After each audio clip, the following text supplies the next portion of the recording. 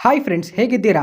ಒಂದು ಸತ್ತ ಒಂಟೆಯ ಬಳಿಗೆ ಹೋಗಲೇಬಾರದು, ಅದು ತುಂಬ ಅಪಾಯಕಾರಿ. ನಾನು ಹೀಗೆ ಯಾಕೆ ಹೇಳ್ತಾ ಇದ್ದೇನೆ ಅನ್ನೋದು ವಿಡಿಯೋವನ್ನು ಪೂರ್ತಿಯಾಗಿ ನೋಡಿದರೆ ನಿಮಗೆ ಅರ್ಥವಾಗುತ್ತೆ. ಒಂಟೆ ಮನುಷ್ಯನಿಗೆ ನಂಬಿಕೆಯ ಜೀವಿ. ಇದು ವಸ್ತುವನ್ನು ಹೊರಲು ಮರುಭೂಮಿಯಲ್ಲಿ ಪ್ರಯಾಣ ಮಾಡಲು ತುಂಬ ಸಹಾಯವಾಗುತ್ತೆ. ಇವುಗಳಲ್ಲಿರುವ ವಿಶೇಷವಾದ ಗುಣ ಇವುಗಳ ಕಾಲುಗಳು. ಈ ಕಾಲುಗಳ ಸಹಾಯದಿಂದ ಇವು ಮರುಭೂಮಿಯಲ್ಲಿ ತುಂಬ ಸುಲಭವಾಗಿ ನಡೆಯುತ್ತವೆ. ಮತ್ತು ಒಂಟೆ ಬಗ್ಗೆ ನಿಮಗೆ ಈ ವಿಷಯ ಗೊತ್ತಿರುತ್ತೆ. ಒಂಟೆ ಒಂದೇ ಬಾರಿಗೆ 110 ಲೀಟರ್ನಷ್ಟು ನೀರನ್ನು ಕುಡಿಯುತ್ತೆ. ಮರುಭೂಮಿಯ ಬಿಸಿಲಲ್ಲಿ ನೀರಿನ ಹನಿ ಕೂಡ ಇರದ ಪ್ರದೇಶದಲ್ಲಿ ಯಾವ ಜೀವಿಯೂ ಬದುಕೋದಿಲ್ಲ. ಆದರೆ ಅದೇ ಮರುಭೂಮಿಯಲ್ಲಿ ಈ ಒಂಟೆ ಜೀವಿಸುತ್ತೆ. ಆದರೆ ಅದು ಹೇಗೆ ಸಾಧ್ಯ? ಮರುಭೂಮಿಯಲ್ಲಿ ಪ್ರಯಾಣಿಸಲು ಒಂಟೆಗಳನ್ನು ಬಳಸ್ತಾರೆ.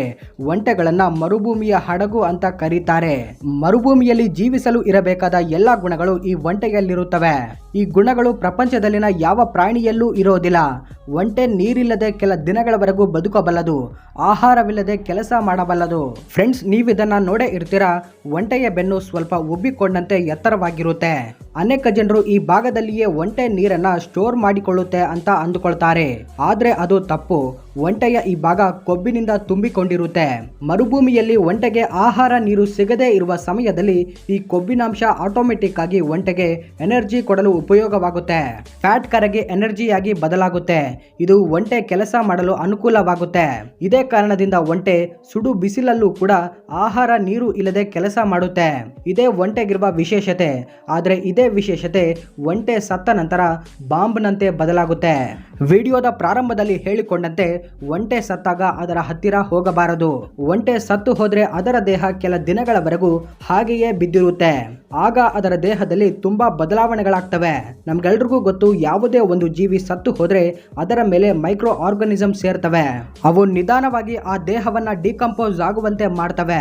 ಇದೇ ರೀತಿಯಾಗಿ ಒಂದು ಒಂಟೆ ಸತ್ತು ಹೋದಾಗ ಅದರ ಬೆನ್ನಿನ ಭಾಗದಲ್ಲಿನ ಕೊಬ್ಬು ಹೊಟ್ಟೆಯಲ್ಲಿನ ನೀರಿನೊಂದಿಗೆ ರಿಯಾಕ್ಟ್ ಆಗಿ ಭಯಂಕರವಾದ ಮೀಥೇನ್ ಗ್ಯಾಸ್ ನಂತೆ ರೂಪುಗೊಳ್ಳುತ್ತೆ.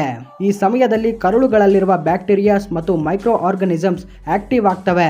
ನಂತರ ಒಳಗಡೆಯಿಂದ ಸ್ಫೋಟಗೊಳ್ಳಲು ಇವು ಸಿದ್ಧವಾಗ್ತವೆ. ಇಂತಹ ಸಂದರ್ಭದಲ್ಲಿ ಹೊರಗಿನ ವಾತಾವರಣ ಅದನ್ನ ಎಫೆಕ್ಟ್ ಮಾಡಿದ್ರೆ ಅದು ಸ್ಫೋಟಗೊಳ್ಳುತ್ತೆ. ಕೇವಲ ಆ ದೇಹವನ್ನ ಮುಟ್ಟಿದರೆ ಸಾಕು, ಅದು ಹೊಡೆದುಕೊಂಡು ಹೊಟ್ಟೆಯಲ್ಲಿನ ವೇಸ್ಟ್ ಹೊರಗಡೆ ಬರುತ್ತೆ. ಅದರ ಜೊತೆಗೆ ವಿಷಪೂರಿತವಾದ ಗ್ಯಾಸಸ್ ಕೂಡ ಬಿಡುಗಡೆಯಾಗ್ತವೆ. ಇವು ತುಂಬಾ ದುರ್ವಾಸನೆಯನ್ನ ಹೊಂದಿರುತ್ತೆ. ಇವು ಮನುಷ್ಯನಿಗೆ ವಿಷಪೂರಿತವಾದ ಗ್ಯಾಸ್ಗಳು. ಹೀಗೆ ಒಂಟೆ ಸತ್ತ ಮೇಲೆ ಸ್ಫೋಟಗೊಳ್ಳುವ ಮೂಲಕ ಒಂದು ಬಾಂಬ್ನಂತೆ ಬದಲಾಗುತ್ತೆ. ಒಂದು ವೇಳೆ ಹೀಗೆ ಸ್ಫೋಟಗೊಂಡ ಸಮಯದಲ್ಲಿ ಅಲ್ಲಿ ಯಾರಾದ್ರೂ ಮನುಷ್ಯರು ಇದ್ರೆ ತುಂಬಾ ಅನಾಹುತ ನಡೆಯುತ್ತೆ. ಇಂತಹ ಘಟನೆಗಳು ಅನೇಕ ಸಂದರ್ಭದಲ್ಲಿ ನಡೆದಿವೆ. ಮರುಭೂಮಿಯಲ್ಲಿ ಒಂಟೆಗಳು ಸಾವಿರಾರು ವರ್ಷಗಳಿಂದ ಜೀವಿಸಿಕೊಂಡು ಬರುತ್ತಿವೆ. ಇದಕ್ಕೂ ಮುಂಚೆ ಇವು ನೀರನ್ನ ಹುಡುಕಿಕೊಂಡು ಹೋಗುತ್ತಿದ್ದವು. ಆದ್ರೆ ಈಗ ಮನುಷ್ಯರ ಕಾರಣದಿಂದ ಒಂಟೆಗಳ ಜಾತಿ ಆ ಹವ್ಯಾಸವನ್ನ ಮರೆತು ಹೋಗ್ತಿವೆ. ಬದಲಾಗುತ್ತಿರುವ ಕಾಲಕ್ಕೆ ಅನುಗುಣವಾಗಿ ಎಲ್ಲಾ ಒಂಟೆಗಳು ತಮ್ಮ ಯಜಮಾನನ ಮೇಲೆ ಆಧಾರ ಪಡುತ್ತಿವೆ. ಅದರ ಯಜಮಾನ ಅವುಗಳಿಗೆ ನೀರನ್ನ ಕುಡಿಸಿದಾಗಲೇ ಅವು ಕುಡಿಯುತ್ತಿವೆ, ಇಲ್ಲವಾದ್ರೆ ಹಾಗೆಯೇ ಇರುತ್ತಿವೆ. ಕೆಲವೊಮ್ಮೆ ಪರಿಸ್ಥಿತಿ ಹೇಗಿರುತ್ತೆ ಅಂದ್ರೆ ಕೆಲವು ಕಿಲೋಮೀಟರ್ ವರೆಗೂ ನೀರು ಕಾಣಿಸೋದಿಲ್ಲ. ಅಂತ ಸಮಯದಲ್ಲಿ ಇವು ಬಾಯಾರಿಕೆಯನ್ನ ತೀರಿಸಿಕೊಳ್ಳಲು ನೀರನ್ನ ಹುಡುಕಿಕೊಂಡು ಹೋಗದೆ ಹಾಗೆಯೇ ಇರುತ್ತವೆ. ಹೀಗೆ ಕೆಲ ದಿನಗಳವರೆಗೂ ನೀರು ಸಿಗದೆ ಪ್ರಾಣವನ್ನ ಬಿಡುತ್ತವೆ.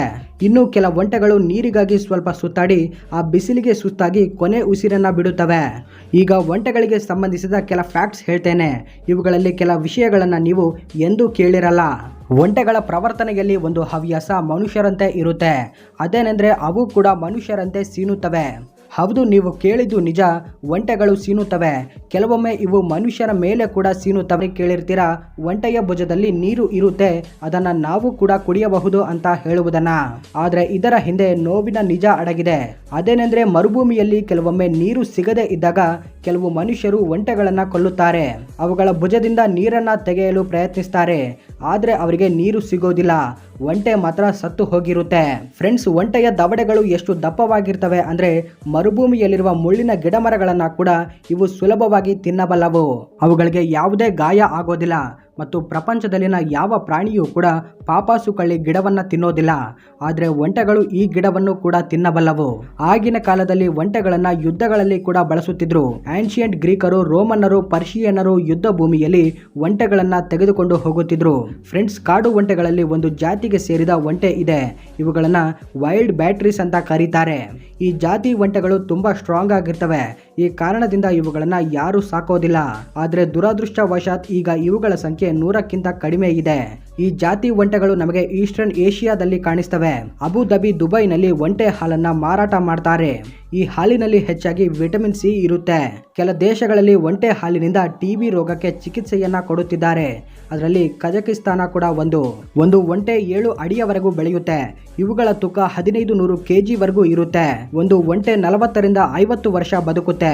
ಒಂಟೆಗಳನ್ನ ಸರಿಯಾಗಿ ಗಮನಿಸಿದ್ರೆ ಇವು ಮರುಭೂಮಿಯಲ್ಲಿ ಜೀವಿಸಲು ಹೇಳಿ ಮಾಡಿಸಿದಂತೆ ಇರ್ತವೆ. ಏಕೆಂದ್ರೆ ಇವುಗಳ ಕಣ್ಣನ್ನ ನೋಡಿ, ಇವುಗಳ ಕಣ್ಣಿಗೆ 3 ಲೇಯರ್ ಪ್ರೊಟೆಕ್ಷನ್ ಇರುತ್ತೆ. ಇವು ಮರಳು ಕಣ್ಣಲ್ಲಿ ಬೀಳದಂತೆ ಕಾಪಾಡುತ್ತೆ. ಇದೇ ಕಾರಣದಿಂದ ಒಂಟೆಗಳು ಮರಳು ಸುನಾಮಿಯನ್ನ ತಡೆದುಕೊಂಡು ಮುಂದಕ್ಕೆ ಚಲಿಸ್ತವೆ. ಸೌತ್ ಆಫ್ರಿಕಾ ಮತ್ತು ಕೀನ್ಯಾದಲ್ಲಿ ಒಂಟೆಗಳಿಂದ ಪುಸ್ತಕಗಳನ್ನು ಸಾಗಿಸುವ ಕೆಲಸವನ್ನ ಕೂಡ ಮಾಡ್ತಾರೆ. ಆದರೆ ಈಗ ನಿಮಗೆ ಒಂಟೆಗಳ ಬದಲಾಗಿ ಕುದುರೆಗಳನ್ನು ಯಾಕೆ ಬಳಸುವುದಿಲ್ಲ ಎಂಬ ಸಂದೇಹ ಬಂದಿರುತ್ತೆ.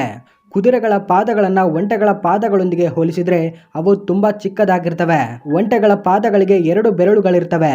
ಇದರಿಂದ ಇವು ಮರುಭೂಮಿಯಲ್ಲಿ ಸುಲಭವಾಗಿ ನಡೆಯಬಲ್ಲವು ಮತ್ತು ಕುದುರೆಗಳ ಪಾದಗಳು ಗಟ್ಟಿ ನೆಲದಲ್ಲಿ ನಡೆಯಲು ಅನುಕೂಲವಾಗ್ತವೆ.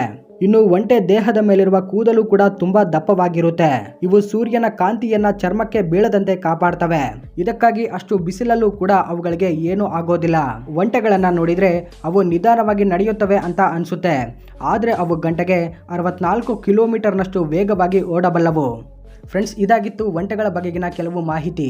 ಈ ವಿಡಿಯೋ ನಿಮಗೆ ಇಷ್ಟವಾಗಿದ್ರೆ ಈ ವಿಡಿಯೋವನ್ನು ಲೈಕ್ ಮಾಡಿ, ಶೇರ್ ಮಾಡಿ, ನಮ್ಮ ಚಾನಲನ್ನು ಸಬ್ಸ್ಕ್ರೈಬ್ ಮಾಡ್ಕೊಳ್ಳಿ. Thank you for watching.